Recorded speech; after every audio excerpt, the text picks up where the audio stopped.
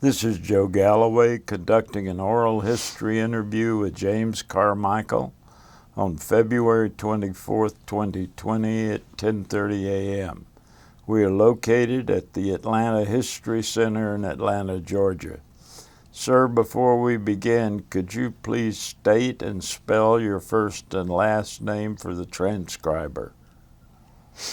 My name is Jim Carmichael, Carmichael.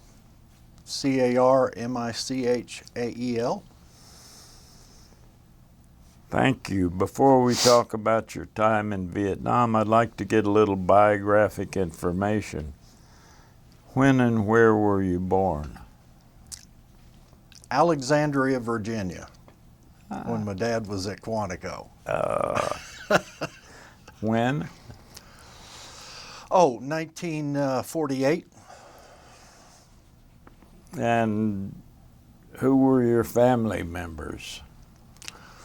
Well, there was my mother, Geraldine Carmichael, and my dad I'm named after him. He was Jim Carmichael Sr.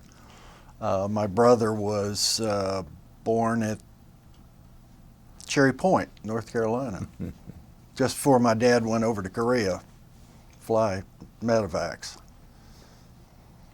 Chopper medevacs? Mm-hmm. Yes, sir. H-34? S-19s. Oh, man. Yeah. Oh, man. Yeah. Now, so you're a military brat.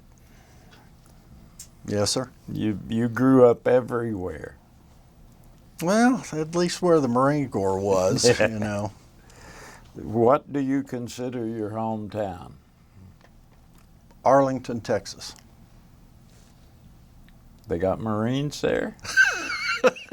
Well, they had my dad there anyway. He became the chief test pilot at Bell Helicopter. So a lot of the Hueys came from there. Most excellent. Yeah. I like that bird. I still like it. Yeah. Mm-hmm.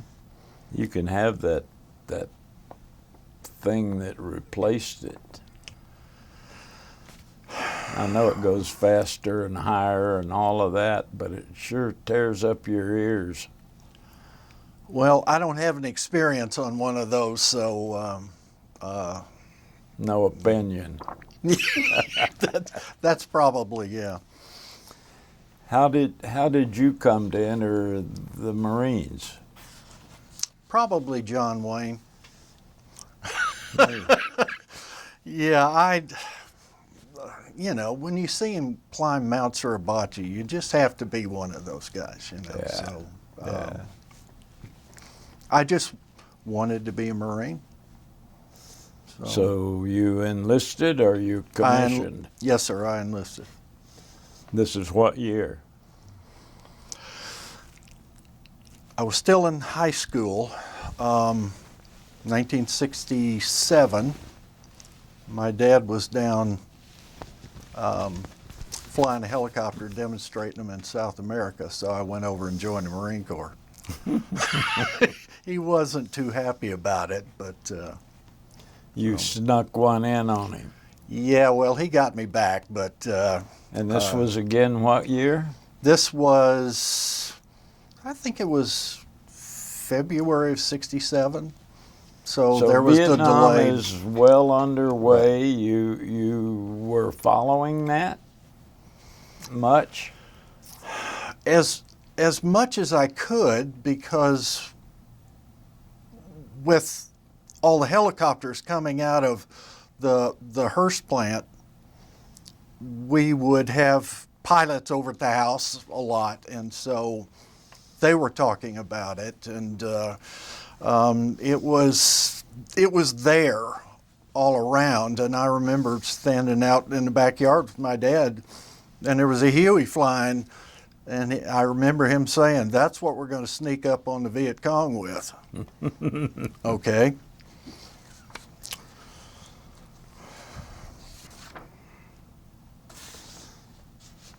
Where'd you do your initial training? I'm a Hollywood Marine, Oh, so you're I a was West San Coast Diego. guy. Yes, sir. Yes, sir. What was your MOS? I was a grunt, but specialized in mortars. Okay. Did you have a choice? Or did they tell you you're going to be a mortar man? No, I didn't have a choice. So, What sort of training did they give you in addition to the basic for mortar man?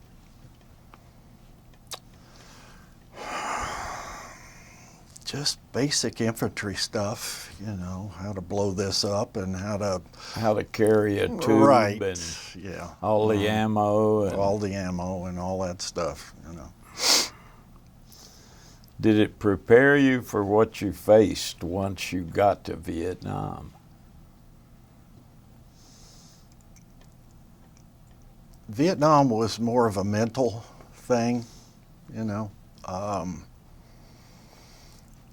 It was getting used to fatigue and not much chow and Getting shot at? and that's all mental, you know. So, you know, they probably should have trained us watching horses carry stuff, because that's basically what we were, you know.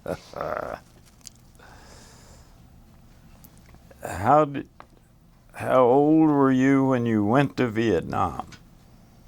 I was 19. 19. How did you get there and where did you arrive? Well, staging battalion right after all the training, and then it was escape and evasion and all that stuff. Got on the airplane, flew to Okinawa. Charter plane? Yes, it was. They stop in Okinawa so they can lose your sea bag.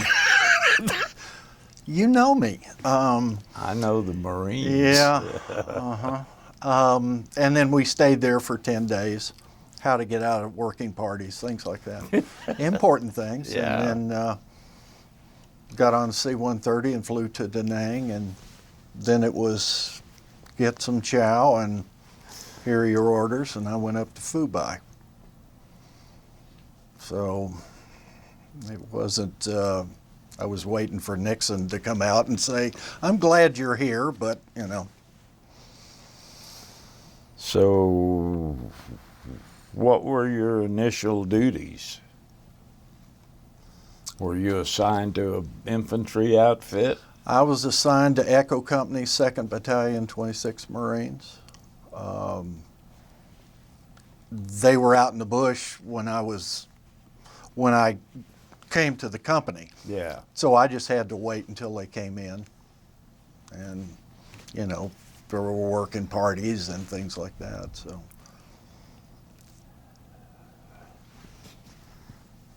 What were your living conditions like? Well, it wasn't too bad at Phu Bai. But we were out on ambushes all the time.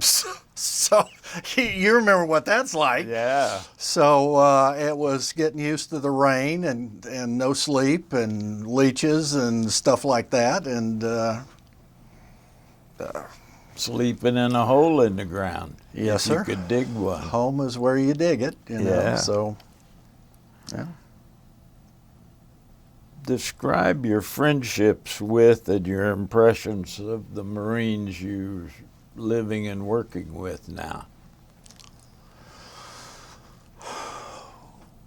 Well, as you know, it's new guys coming in and they have to kind of make their way, and everybody's watching you to see if you're going to run or whatever, you know, are you going to stay here and help us out or whatever. So it was hard to break into a bunch of guys that had already been together. And so the guys in my outfit they were already angry, and so when you do stuff that's stupid, which every new guy does, it makes it a pisses little him off harder. even worse. You bet. So, and I did the usual stupid stuff, and it was just getting used to being in the rain, and nobody told me it got cold over there, and then it's raining, and then the wind's blowing, and so it was miserable. Right word. Yeah.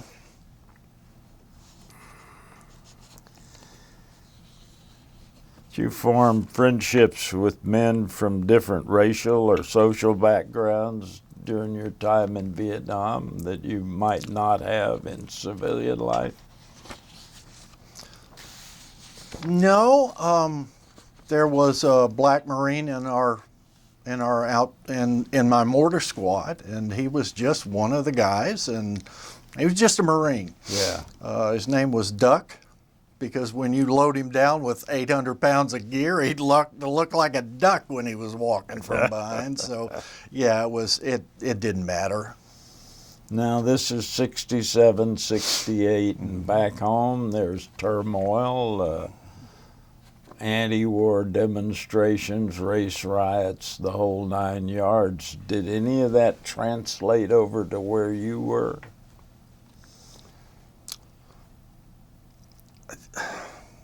We were out in the bush so much. It was just... Didn't hear about it. The world could have blown up, and I didn't know about it. Yeah. I was just trying to stay alive, so... So were all the others. Yeah, exactly. This is always the funniest question. What did you do for off-duty recreation? I was on the ping pong team myself, but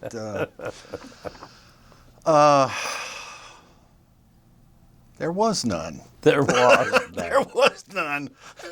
Yeah. Filling sandbags, I guess. I don't know. Do you have specific memories of the popular culture of that day? Music specifically from your time in Vietnam? Well, it wasn't a good idea to play music on an ambush. So No. let's see. When we were up at Khe Sanh and we were more static, then we'd get the old batteries from the radios, and somebody had a transistor radio, and that kind of thing.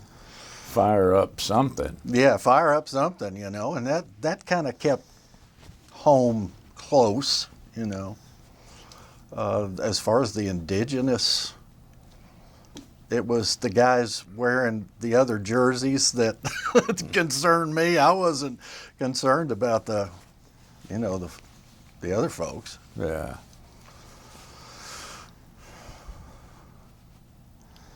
Describe any memorable holidays during your time over there. Thanksgiving, Christmas.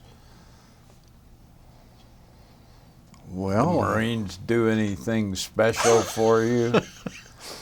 They brought us, we had to hump out of the bush to a road to get some, turkey and all that, which was nice. And then go hump right back in there. Right back in the bush. Yeah, it wasn't, it's Christmas, okay, whoopee. Yeah.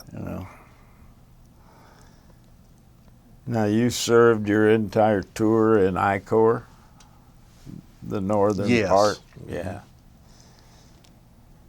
Can you describe the quality of the leadership in your outfit as high as you could see it?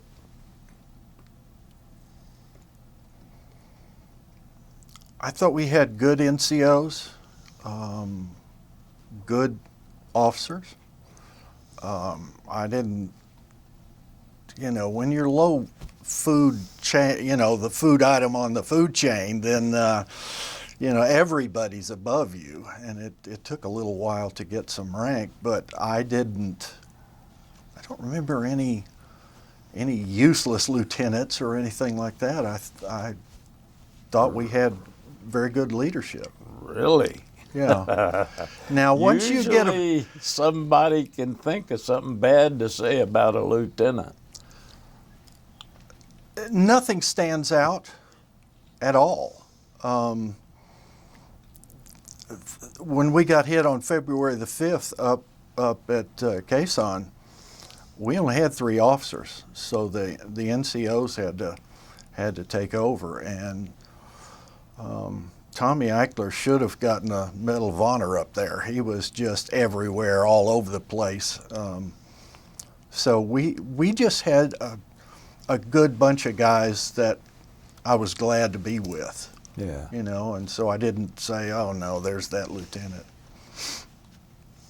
Now, at some point, you moved to Khe Sanh. Mm-hmm. When was that? January 16th. 68? 68, I'm sorry. Yeah. January 16th. Right before that, they started issuing the officers' M16s with the new chrome chamber. So we figured this is going to be a little different, you know, and so they got us out on the Fubai runway and loaded us up in the C-130s and flew us up there. And now, the siege had not yet begun? No. So you were kind of the first units going in? Right, as far as I could tell. Yeah. I think all 3 battalions were there at, you know, when it really got going. But Yeah. I think the 9th Marines were there as well. Now, you guys are all busy digging holes in the ground and sandbag and all that stuff, overhead cover, bunkers. Well, it took them a little while to get runway matting up to us. We were just, whatever we could get over a bunker was, you know. So if they'd have lobbed in some large stuff, we would have had some problems. But it took a while to get things going up there. I bet after the first rockets came in, it was real quick. Well, fortunately, they were going over our heads down at the combat base. So those guys... Well, where were your unit located? Well, we were up on Hill 861 Alpha. There was 861 and what was it, 881 north and south, and then there was 950 and 1015 or something. So we did let's take the high ground because the French took the low ground. And Yeah. So we were up on 861 Alpha. Hanging out there by yourselves? Hanging out there by ourselves, yeah. Oh, I bet you dug deep. Yes, sir. Yes. All right. When does it all go to hell? February the 5th. What happened? Describe it to us. From what I've read, our hill was supposed to be the key to the whole thing. You take this one, then you can get the next one. That's what I've read. I don't know. The NVA sent 2 battalions to take our hill. Major Harry Begg down at the combat base detected 1 battalion. He didn't detect the other. So he chopped up the one coming around the one side, but missed the other one. And so they hit 1st Platoon side, and that was the night everything changed for me. It was no longer TV or anything like that. So we were doing hand-to-hand and kicked them off the hill after a while, praying for light, you know, because they don't want to, you know. So I lost a couple of buddies that night, and the world just kind of changed a little bit. Yeah. So, how many casualties did you take? we had 7 killed and 21 wounded, so it doesn't out of sound your that company? bad. Right. Yeah. So we were starting to lose. After that, it was every day. It seemed like somebody was, because it was all mortar rounds, you know. Yeah. And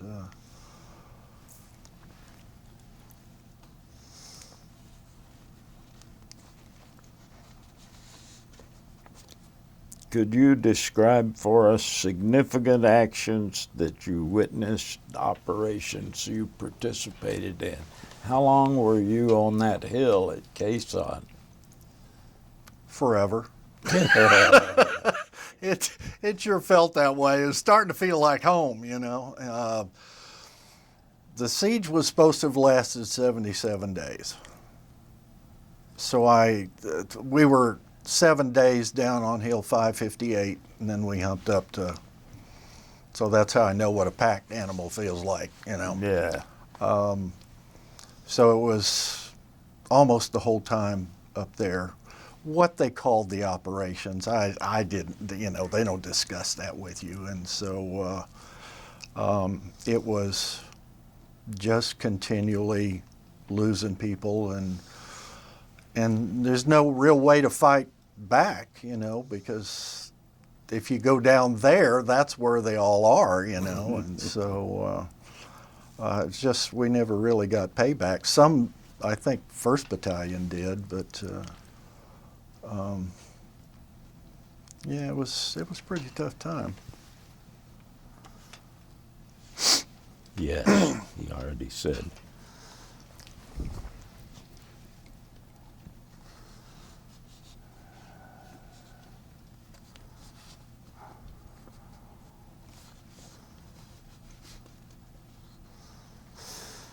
I think I know the answer to this, but please describe any cutting-edge technology, science, or medical advances that you witnessed.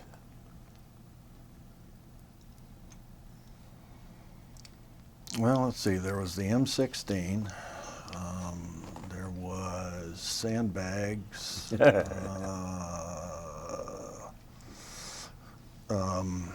sea rations. Those were about the cuttingest edge. In the Marine Corps. Yeah, you guys got all the money for all the good stuff, you know, so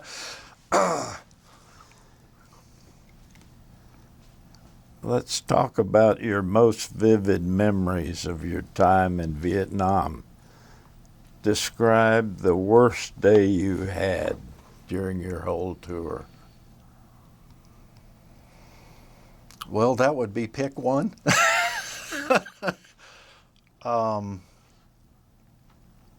I think there are just so many to choose from, you know, goodness.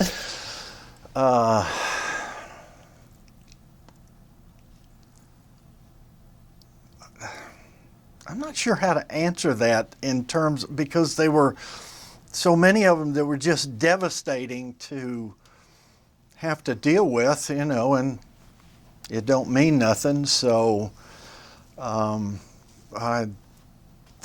was a kid named Rich Hughes that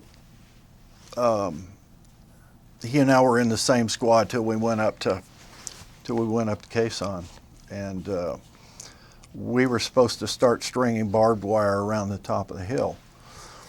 Well, we had to start stockpiling chow because we were basically starving to death up there, and they didn't know when they could get us resupply, and they'd shoot down the helicopters, and so it was a tough time. And so the mortar section got tasked with watching the chow. So I got off watch one morning about 7 o'clock, and Rich Hughes took my place on the CP bunker, was where we were watching it. And so I was walking around helping to put this barbed wire up, and I heard the round come in, and it landed right in his lap. And I was walking right back toward him, and the round came. This is 10 minutes, you know, and I'd have been there. And so, I mean, I just kind of stood there for a second, and they'd start calling Corpsman up, and, you know, he was pretty messed up at that point. He told me later, he lived through it, as a matter of fact. Whoa. How does he do that? I have no idea, but he got to meet LBJ, so in a bed. So, I thought, holy mackerel, how in the world does this happen? You know, that's the one that stands out as maybe at the pinnacle, but everything else is right beneath it. Yeah. So, Describe the best day you had in your tour. I can tell you the funniest day. There was no best day. Well, it was getting on the helicopter, getting out of this place, you know. We were at Contian.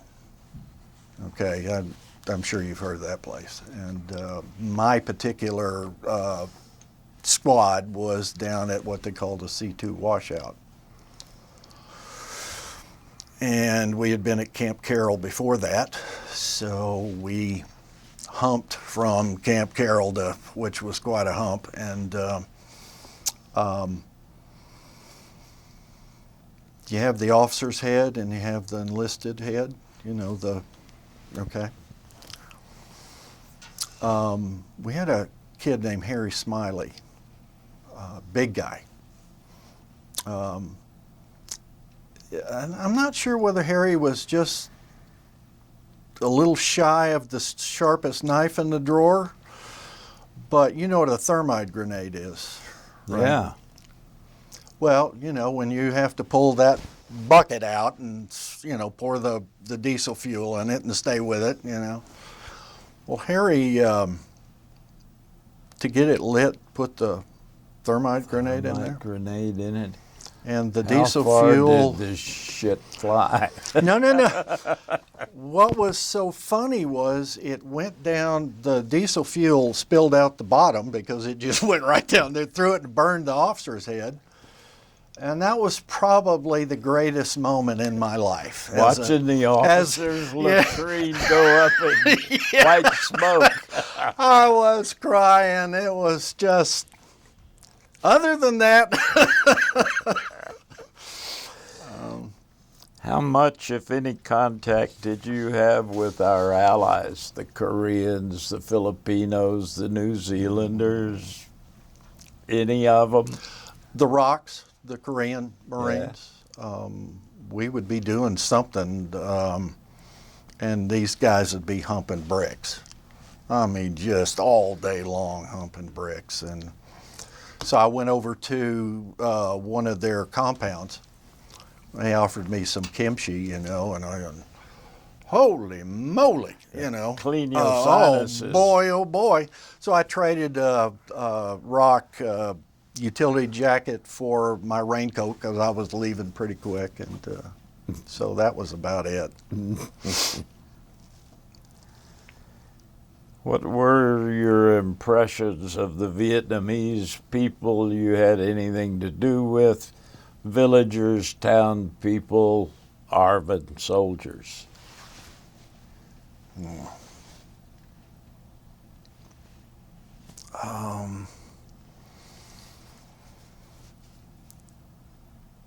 was just, they were just there. I remember seeing them. I remember going through the villas and you'd hear the drums, you know, and so I'm sure they're signaling down the way, here come the Marines, you know, and it was, we did an ambush around Hue, and I remember the next day we were all lined up on this ditch and there was a school teacher that came by, and I remember everybody kind of giving her a little bit of leeway because she was important in the village, and but other than that, they were just there. I don't really remember. Nothing stands out. But you know, you never know whether they're humping ammo that night or whatever. So, How much contact did you have with your family back home? letters. My wife sent me she wasn't my wife then, but she sent me a little reel-to-reel tape thing, and so we did some of that. And, but that's pretty much it. I didn't get to do the Mars line or anything, so.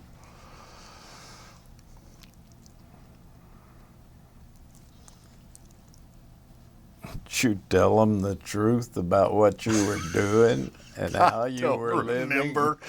I really don't remember.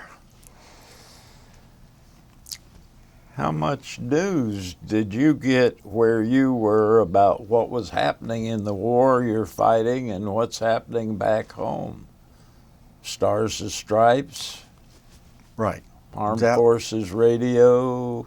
That was about it. I don't remember anybody writing me and saying, oh, it's terrible back here in the States, but I did get a picture of my buddy at my table at home eating corn on the cob, which I didn't appreciate, you know. And this, you know, you got this big grin on his face, and he Ain't no corn on the cob where you at. I was waiting for that B6 unit or something to come out, but yeah.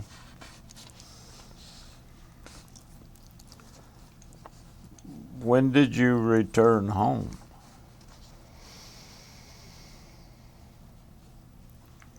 Middle of December. I don't remember the specific date, but yeah, it was middle of December of '68. Describe what that was like. Where you went to Okinawa to try to get your sea bag back and it failed. And yeah, that's just you know, it goes with the territory, you know. You know, I know there's a warehouse on Okinawa that's got 1 million marine sea bags. Well, mine's probably there, you know. They can have it now. When I got to Okinawa, the gunnery sergeant that we had in our company was there assigning people when they'd leave and so forth. So we got to stay, since it was December, we got to stay a little bit longer so we'd get home for Christmas and have a little more time. So he did you a favor holding you there for a few days more. Mm-hmm. Yeah. Did you have to paint rocks or anything? At that point, I didn't care. I did remember it was snowing the day we left. Wow. Now, where'd you land back in the States? L.A. or San Francisco or? No, it was El Toro. El Toro. You went on to a base. We went on to a base, yes, sir. No baby killer chance there. No, and I didn't know that they were doing that. You know, those poor guys that got off at San Francisco or wherever they were doing it. San Francisco, Seattle, and LAX. Really? Yeah. No, we flew out of El Toro and came back El Toro. Yeah. So I was very fortunate. It sounds like it. Now, did you still owe the Marines some months or a year or so, or were you done? No, I still, you know, being John Wayne, I signed up for the whole tour, you know, so. 6? Yeah, there was supposed to be 2 years reserve, but I don't know, maybe I still owe them 2 years reserve because I didn't do any reserves. I still had, a couple of years to go, but they were kicking us out after about a year. You know, they just had too many grunts in there and radio You know, the World operators. War II guys, the Marines especially, signed up for reserves so they could get out quicker at the end of Korea. Really? No, I didn't know that. World War II. They came back to San Diego, and there were 2 tables. This is for an immediate discharge, and the line was 3 blocks long, and this is for reserves, and it's a short line. We'll get you out on a train tonight. So they all, you know, a bunch of them signed up at there, and then Korea came, and they are the ones who got called back, and they were not happy. Ooh. No, I bet they weren't. I bet they weren't. They may come after you again. No, they didn't want me. I was guaranteed they didn't want me. All right. So you still owed the Marines some time. What did you do after your enlistment ended and you're now a civilian?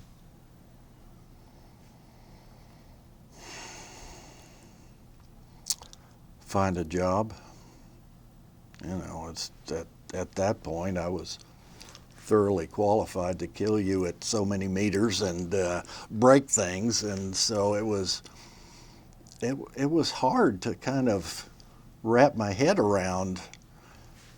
And everybody's acting like there's no war going on, you know, and it was tough, you know.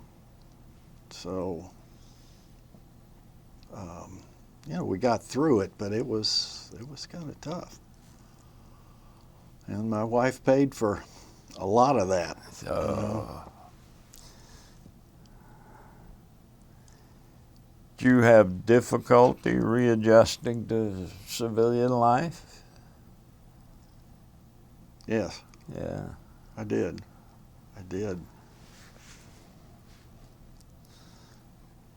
Have you stayed in contact with some of the guys you served with over there? Yes, some of them. You go to reunions? I've been to a few Khe Sanh reunions, but nobody from Mortars ever shows up. So it's you know, just me talking to the grunts, you know, and I didn't know half those guys in the company because we were losing them and getting replacements, and you know. Do you feel that your Vietnam experience changed you and affected your life afterward? For good or less good? Yes, it definitely affected me. I'm glad I went. I still believe communism. They're wearing the wrong jerseys. God has been very good to me, you know, and I think that's the reason why I have PTSD, like a lot of guys, and I've been able to do a lot of research on that. So we're currently working on helping other guys like me, and so I'm thankful that I went, and quite frankly, I'm thankful that I have PTSD because it's coming to Christ has just changed everything. I can talk about Vietnam. The pain's no longer there, and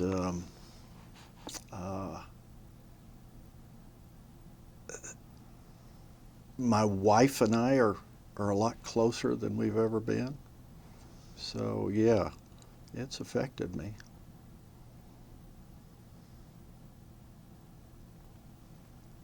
Had some of that myself.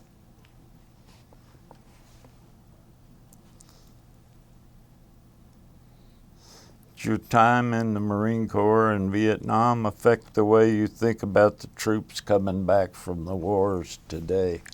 Yeah, I'm really thankful that they're getting to, there's a lady right there that went. Yeah, hopefully they learned some things. I think they did, and there's waving a flag a little bit more than they, you know, when we were in. So yeah.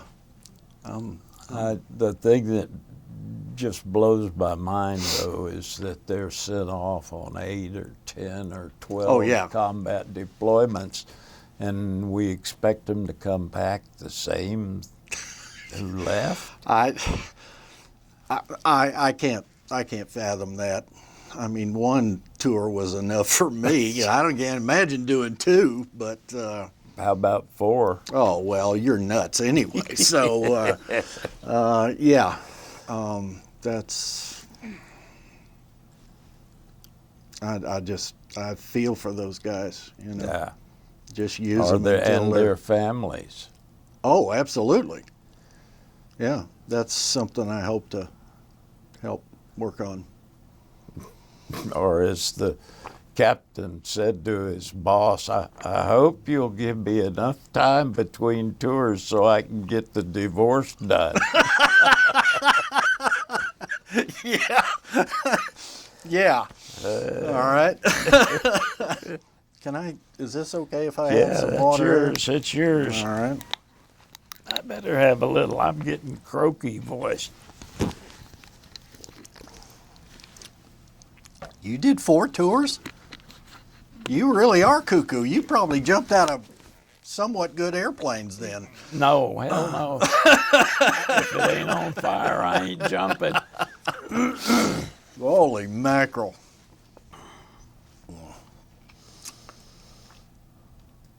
How do you think the Vietnam War is remembered in our society today? I don't think it is. I mean, that's my personal opinion. I think if you go to the public schools, you know, and you look in the history book and they go, oh, there's a little asterisk there, you know. So I don't know. Well, what about the Korean War veterans? I mean, they don't get the asterisk. They don't even get that. No. Are there lessons you took from your Vietnam service that you'd like to pass along? Lessons. When somebody else incoming hit the deck. I think it would be more in the strategic area on Capitol Hill. You know, as a lieutenant said to me once, if you turn the teacup over, you better be ready to go in. You know, so that's why I appreciate that first Gulf War. You know, they went in and they learned some things from Vietnam and they did it right. I did that one too. You are crazy. Wow. And Haiti and 2 tours Oh, Iraq.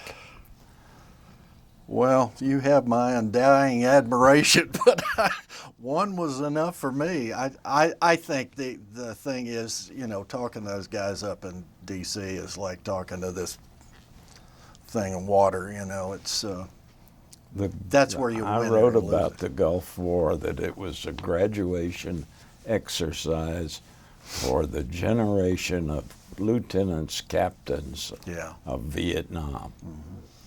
And they were determined they wouldn't do their war the way it had been done, using them as cannon fodder.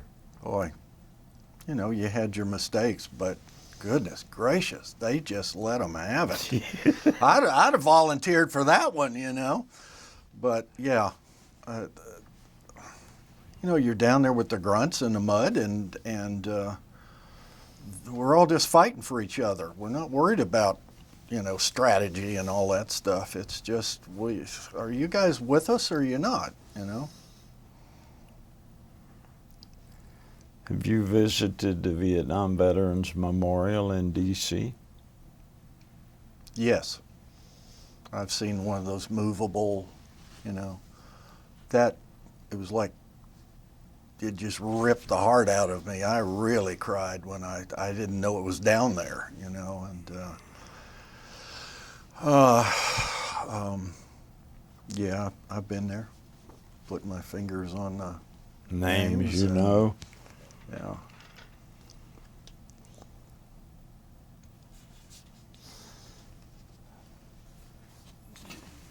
Is there anything I haven't asked you about that you think you ought to tell us?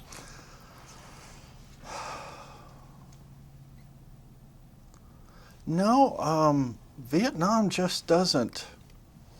It's not something I think about anymore. You know, it's there in the background. It's that DVD that's running, but I've been able to get past a lot of that. It's not that thing around your neck that's you're dragging behind. I'm not dragging it anymore, you know. Lost some good friends, and I don't have any survivor's guilt or anything like that. I'm really free from it. I don't know. I think from my perspective, we were the greatest generation because we didn't have anybody's backing, it seemed like. And yet you saw the guys put out maximum effort, even though they knew that we're just doing it for ourselves. And, you know, World War II, if they hadn't have done that, we'd be speaking Japanese. What I wrote was that they may not be the greatest generation, but by God, they're the greatest of their generation. Yeah, there were some, just putting up the effort that they did was, it was just, I was glad to be a part of it, you know. Would our guests have any questions for him while he's under the spotlight? Maybe I do. Is that okay? Ask it. At what point, when you got back, between then and now, did you realize you have gone through something so huge that you are able to use it to help people like me with the anxiety? And how? What was the moment you realized that? How did Vietnam do that to you? Well, I have been teaching Bible all over the world since 2003. And taking that theology and the incarnation of Christ, it was in the evening, I was walking our dogs, and it dawned on me, Christ took Vietnam to the cross, my tour. And it hit me. The pain just went. People asked me before that time, how you doing? I'm doing all right. And in a matter of a couple of months, I'm doing good. And everything changed, you know. And so that's really what I'm doing now. I've been able to work with Becky, and she's just been a joy to work with. That there is a solution to this. It's not in psychology. It's in Christ and His work. Because I'm a satisfied customer, you know, and that has meant probably more to me than anything. It's helped my wife. You know, you go through and you go through your tour and you stop having any kind of emotions except anger and depression and all that, and getting to feel a little bit toward another human being has been rather remarkable. I've told my wife, I said, I can't love you 100% because I don't even know what that means. But what I have, I give to you. And you know, we've been married 51 years, and she's been the best thing that ever happened to me, you know. But she's put up with a whole lot of stuff. I'm sure you understand what I'm saying. And Christ has meant everything to me, you know. So there's the guy who says, you know, someone asked me, when were you in Vietnam? And I said, last night. Yeah, there you go. Yeah, right, yeah. Wow, so that, I don't know, that's my parting shot, I guess. That's your story and you're sticking to it. Absolutely, absolutely, yeah. You've heard about the 50th anniversary of the Vietnam War commemoration. You're part of it today. Mm-hmm. What do you think about that? You know, I don't think anything about it. It's not important to me.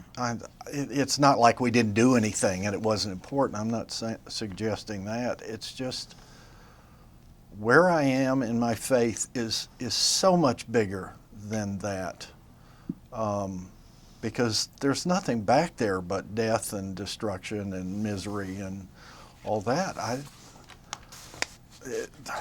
I was a chaplain out at the Georgia National Cemetery. I honor those guys and the wives and so forth. But it's just not a big deal to me. It isn't. Why don't we celebrate the Korean War? We did. Yeah. 50 Well, years, World War well, II, Korea, and now it's your turn. Yeah. Well, I don't know. It's American as apple pie. right. Okay. Wait 50 years. Most of them are dead. Let's do the Revolutionary War and start all over again. I don't know. It's just not a big deal to me. Have you received your lapel pin? I have. So. Well, then I good. won't give you another Well, one. I do appreciate that very much. Yeah. Well, thank you for coming in. Well, thank you for having me. It's just a pleasure to meet you. I saw you on the movie,